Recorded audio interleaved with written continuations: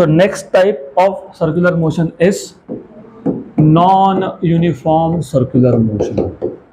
Interesting and simple. So any guess what is non-uniform circular motion? Speed is not constant. Very good. So the motion of a particle along the circumference of circle with varying speed, right? तो यहाँ पे speed भी change हो रहा है, यहाँ पे direction भी चेंज हो रहा है. तो पार्टिकल कहीं पे भी हो, मान लो पार्टिकल ए पॉइंट पे है, तो वेलोसिटी का डायरेक्शन तो टेंजेंशियल ही रहने वाला है. लेकिन in this case because speed is also not constant, तो डिपेंड करता है पोजिशन टू पोजिशन वेलोसिटी का मैग्नीट्यूड एंड डायरेक्शन दोनों ही चेंज होगा. तो maybe particle at A has less speed but at B has more speed. Let us say C पे आने के बाद स्पीड इसका कुछ और ही आ गया, डी पे आने के बाद इसका स्पीड कुछ और ही है. So there are different values here. तो नॉन यूसीएम को डिफाइन कैसे करोगे? बहुत सिंपल चीज़ है. The motion of a particle along the circumference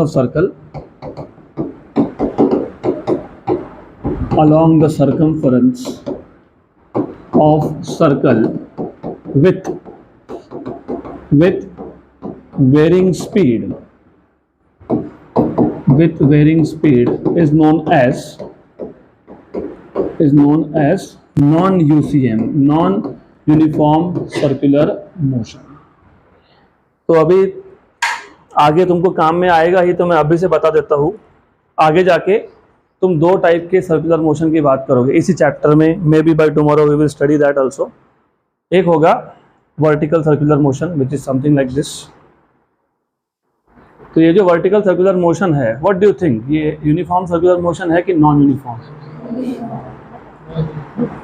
uniform, non uniform?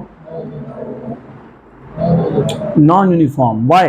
क्योंकि लुक, जब ये बॉब, इसको बॉब बोलते हैं बाय द वे, पेंडुलम में एक स्ट्रिंग होता है, उसके नीचे एक मास होता है, इसको बॉब बोलते हो.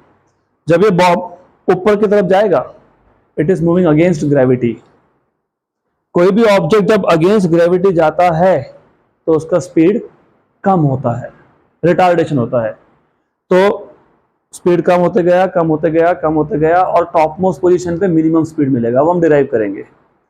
उसके बाद जब नीचे आएगा तो स्पीड वापस से बढ़ेगा. स्पीड यहाँ पे चेंज हो रहा है, राइट. और मैक्सिमम स्पीड कहाँ पे होता है? लोवेस्ट पोजीशन पे. तो डायग्राम में मैंने जानबूझ के बी पे सबसे ज़्यादा स्पीड दिखाया है फॉर यू टू अंडरस्टैंड कि vertical circular motion is which type of motion? Non uniform.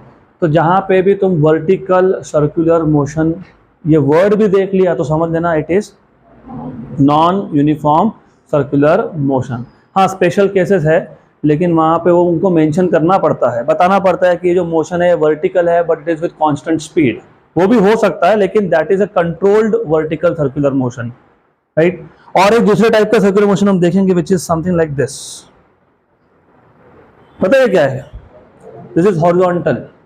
अब हॉरिजॉन्टल सर्कुलर मोशन में normally height with respect to ground change नहीं होता, मतलब the object does not go against gravity. तो उस case में velocity मतलब स्पीड विल रिमेन कांस्टेंट. तो वो कौन सा होगा? UCM, uniform circular motion. ये दोनों ही हमको देखने हैं इस चैप्टर में. तो ठीक है, तो you have example of both of this. एक है आपका UCM which is normally horizontal circular motion, और एक है आपका vertical circular motion which is non UCM, right.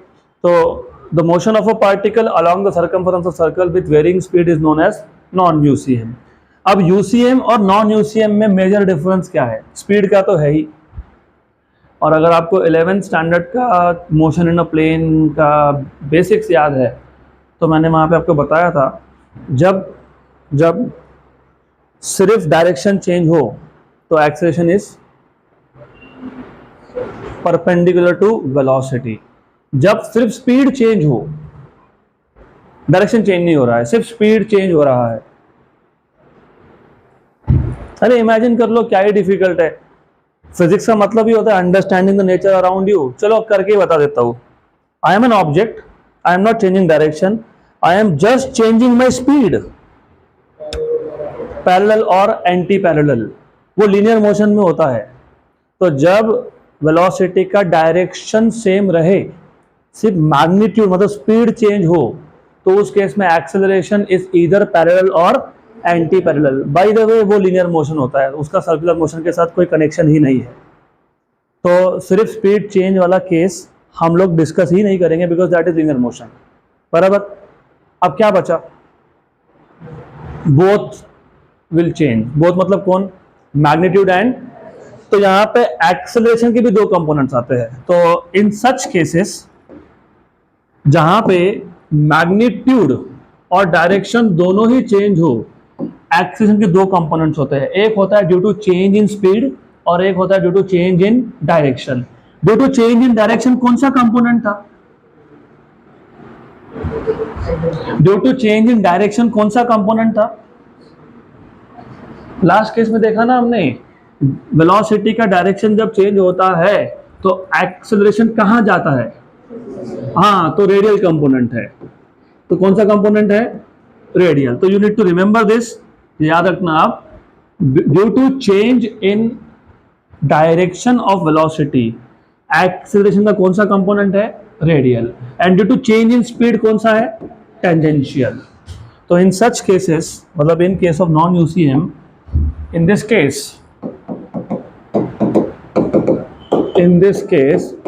acceleration has two components,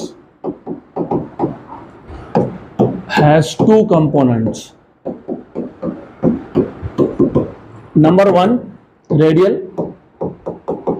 component क्यों आया? due to change in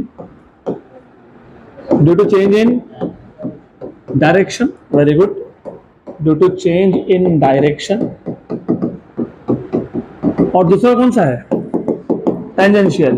ये क्यों आया? Due to change in speed.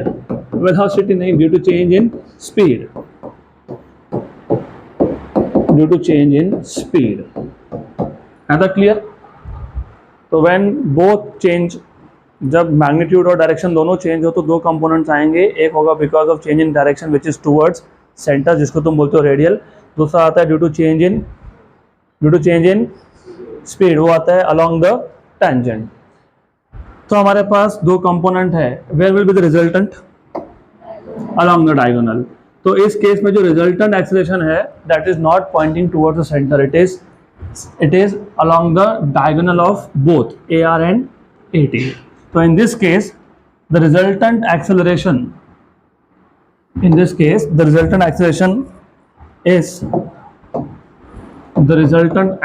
is not towards the center.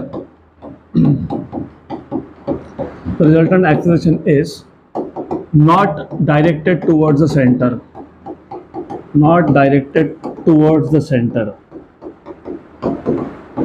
और by the way, what will be resultant acceleration का magnitude?